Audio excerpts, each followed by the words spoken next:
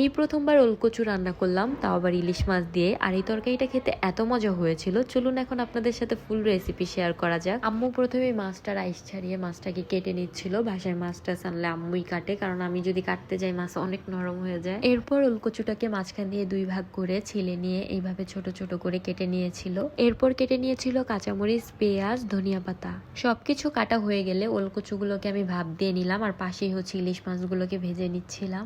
এরপর কাঁচামরিচ আর পেঁয়াজগুলো হালকা ভাজার পর দিয়ে দিলাম আদা রসুন বাটা, আর আদা রসুন বাটাটাও হালকা ভেজে দিয়ে দিলাম পানি, লবণ, হলুদের গুঁড়া, মরিচের গুঁড়া। তারপর মশলাগুলো কষিয়ে দিয়ে দিলাম ভাপ দিয়ে রাখা ওলকচু। এরপর ওলকচুগুলোকে ভালো করে কষিয়ে দিয়ে দিলাম পানি। কিছুক্ষণের মধ্যেই তরকারিটা বলক এসে পড়েছে, আর ওলকচুগুলো যেহেতু আমি ভাপ দিয়ে নিয়েছিলাম তাই সেদ্ধ হতে বেশি টাইম লাগেনি। এরপর দিয়ে দিলাম ইলিশ মাছ। মাছগুলো দেওয়ার পর পানিটা যখন আস্তে আস্তে টেনে এসেছে তখন দিয়ে দিলাম ধনিয়া পাতা। এরপর চুলার জাল বাড়িয়ে কিছুক্ষণ রেখে তরকারিটা নামিয়ে ফেললাম। তো রান্না করে ফেললাম ওলকচু দিয়ে ইলিশ মাছ। আর আপনারা যারা যারা ওলকচু খান নাই খেয়ে দেখতে পারেন, ওলকচু খেতে আসলেই অনেক মজা।